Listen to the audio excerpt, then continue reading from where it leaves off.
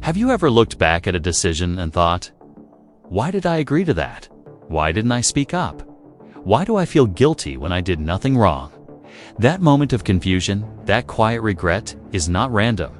It's not because you're weak. It's not because you're stupid. And it's definitely not because you lack intelligence. It's because someone understood how your mind works and you didn't. That is dark psychology, not mind control, not magic, not hypnosis, just psychology used silently, strategically, and often against you. Before we go any further, do this one thing. If you've ever felt manipulated, if you've ever been controlled without realizing it, or if you simply want to protect your mind in a world full of influence, like this video right now, not for the algorithm, but because everything you're about to hear will change how you see people, conversations, relationships, sales tactics, social media, even yourself. And if this video opens your eyes even once, subscribe, because this channel is about awareness, not manipulation. Now listen carefully. Dark psychology is not something hidden in secret societies or underground groups. It exists in marketing, relationships, friendships, workplaces, social media, family dynamics, politics, even everyday conversations. Dark psychology is the use of psychological principles to influence behavior without transparency, often for personal gain. Normal psychology asks, how does the human mind work? Dark psychology asks, how can I use that knowledge to guide someone's decisions without them noticing? And here, is the uncomfortable truth. You, Dan T, need to be evil to use dark psychology. Most people who use it don't even realize they're doing it. They learned it from observation, trauma, experience, social conditioning. But intention doesn't change impact. When someone controls your emotions, decisions, or boundaries without your awareness, the result is the same. Confusion, self-doubt, emotional exhaustion. That's why this video matters, because the most dangerous manipulation is the one that feels normal. One of the biggest myths is that only weak or unintelligent people fall for manipulation. That's false. In reality, empathetic people are more vulnerable. Kind people are easier to pressure. Self-aware people often blame themselves. Intelligent people overthink instead of reacting. Manipulators don't target stupidity. They target human nature. Your need to belong, your fear of conflict, your desire to be liked, your instinct to trust. This video is not about turning you cold or suspicious. It's about giving you clarity, because once you see a pattern, it stops controlling you. And that starts now. This is one of the most researched, most proven, and most commonly used manipulation techniques in the world, and you experience it constantly. Here's how it works. Someone asks you for something small. You agree? Later, they ask for something bigger. And even though the second request might normally make you uncomfortable, you still say yes. Not because you want to, but because your brain feels obligated. Imagine this. A colleague asks, "Hey, can you help me with something really quick?" It's small. It feels harmless. You agree? Later that week, the same person says, "Since you helped before, can you stay late and finish this for me?" You hesitate, but you remember saying yes earlier, and suddenly, saying no feels wrong. Nothing about this is logical, but psychologically, it's powerful. Your brain is obsessed with consistency. Once you behave in a certain way, your mind subconsciously updates your identity. You don't just think, "I helped once." You think, "I'm the kind of person who helps." Now, when a bigger request appears, refusing it feels like rejecting your own identity. Manipulators understand this. That's why the first request is never the real goal. It's a test. It's a psychological setup. Once you know this technique, you'll see it everywhere. Sales. Just sign up for a free trial. No credit card required. Cancel anytime. Relationships. Small compromises that slowly erase boundaries. Just this once, you're overreacting. Friendships. Small favors turning into emotional dependency. Workplaces. Can you just help this once? Suddenly, you're doing unpaid extra work, even social media. Just follow, then like, comment, share, buy. The progression is intentional, because saying no doesn't feel neutral. It feels like you're being selfish, you're being rude, you're disappointing someone, you're breaking a pattern. Manipulators rely on your discomfort. They don't force you, they guide you. The most dangerous form is when it happens slowly, so slowly that you don't notice your boundaries shrinking. One compromise becomes another, then another, then another, till one day you look back and think, how did I end up here? This happens in toxic relationships, exploitative jobs, emotionally draining friendships. Not because of one big decision, but because of many small ones. Here's the rule that changes everything. Ask yourself this one question. If this were the first request, would I still say yes? If the answer is no, then the answer is no. You don't owe consistency to anyone except yourself. Growth means changing your mind. Self-respect means breaking patterns. You're allowed to say, I'm not comfortable with that. I can't do that anymore. I need to stop here. No explanation required. Understand this deeply. Saying yes to something once does not create a lifelong contract. Manipulators want you to believe you already agreed, but reality says, I can decide again. That awareness alone weakens this technique. Humans are social beings. When we're unsure what to think, what to buy, or what to believe, we look at others. This instinct once kept us alive. Today, it's used against us. Social proof manipulation works by convincing you that other people have already decided, so you don't have to think. Everyone is doing it. Most people agree. This is very popular. You're the only one who thinks differently. These phrases don't provide evidence. They create pressure. Thousands of years ago, being rejected by the group meant danger. Your brain still reacts the same way. When you feel like the odd one out, anxiety rises, doubt increases, logic shuts down. Manipulators don't argue facts. They surround you with agreement. Social media, likes, shares, trends, viral opinions. Marketing, testimonials, best-selling product, influencer endorsements. Workplaces, groupthink, silent pressure. This is how we do things. Even friendships. Everyone thinks you're wrong. No one else has a problem with this. The message is always the same.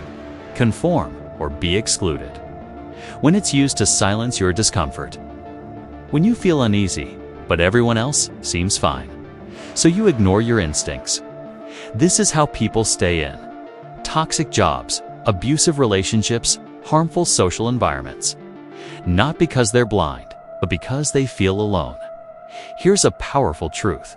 Popularity is not proof. If everyone believes a lie, it's still a lie. Ask yourself, would I still believe this if no one else did? Your discomfort is information.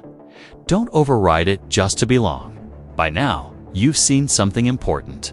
Manipulation doesn't announce itself. It blends in. It sounds polite. It feels normal. It disguises itself as kindness, popularity, or opportunity. You'll never experience conversations the same way again. Have you ever felt like you were going crazy in a relationship? Or maybe you felt a crushing weight of silence, a punishment you didn't understand. Today, we're diving deep into 3 dark psychology tricks that people use to control others. This isn't about learning how to use them. It's about recognizing them so you can protect yourself. By the end of this video, you'll be armed with the knowledge to spot these manipulations and reclaim your power. Let's start with one of the most insidious tricks: gaslighting. The term comes from a 1938 play where a husband manipulates his wife into thinking she's losing her mind. In real life, it's just as destructive.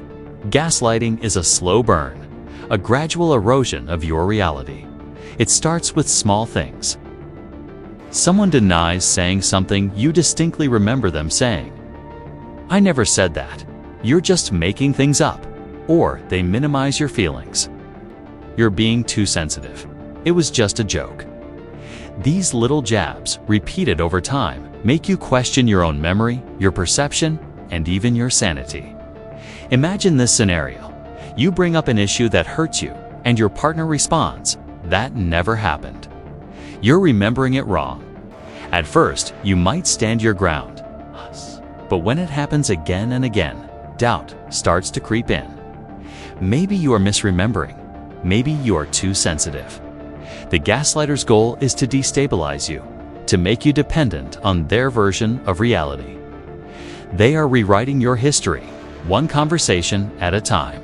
The visuals you're seeing now, this blurring and distortion, represent what it feels like to be gaslit, your own clear reality slowly fading into a confusing fog created by someone else.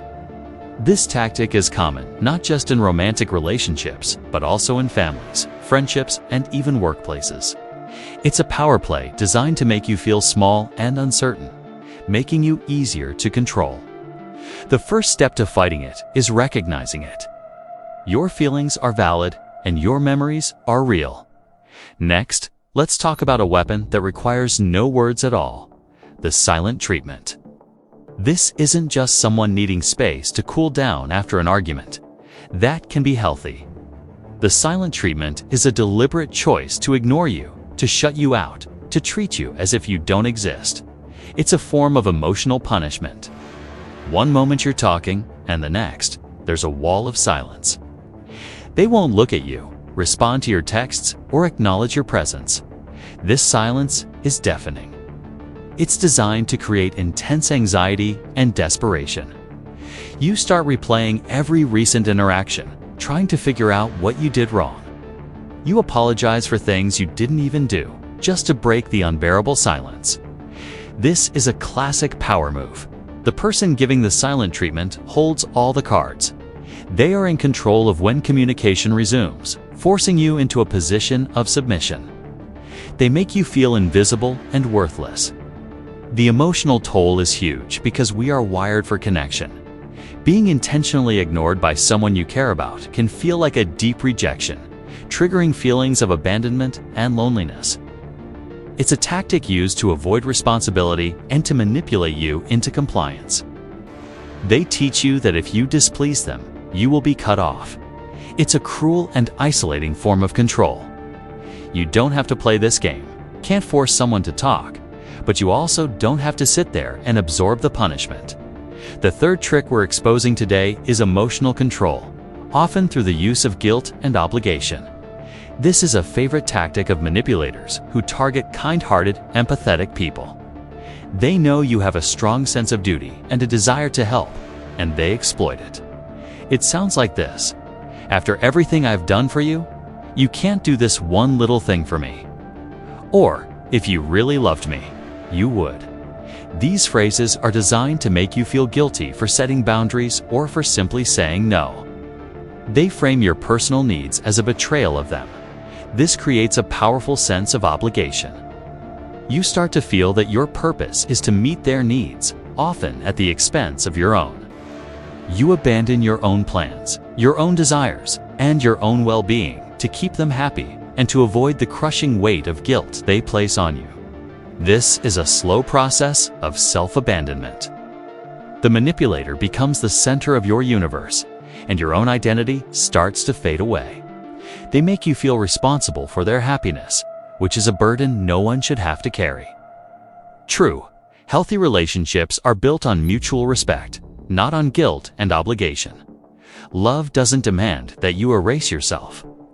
So, how do you protect yourself from these toxic behaviors?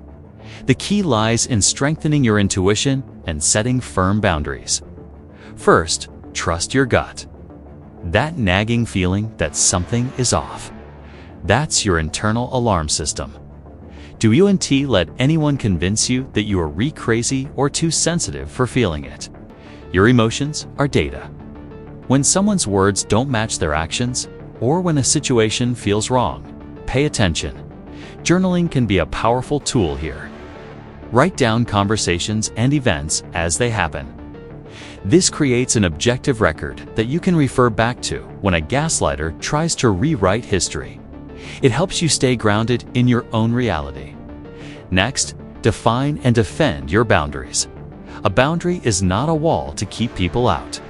It's a line that defines what is acceptable behavior towards you. It's about self-respect. Someone gives you the silent treatment, you can say, "I can see you're not ready to talk right now. I'm not going to participate in being ignored." When you're ready to communicate respectfully, "I'm here." This takes the power back. You're not begging for their attention. You're setting a standard for how you expect to be treated. If someone tries to guilt trip you, practice saying no without over-explaining. A simple "I'm not able to do that" is enough. You don't owe anyone an elaborate excuse for protecting your time and energy. Remember, you cannot control another person's behavior, but you can control your response to it. Recognizing these dark psychology tricks is the first and most crucial step toward protecting your mental and emotional well-being. It's about building a strong sense of self that cannot be easily manipulated.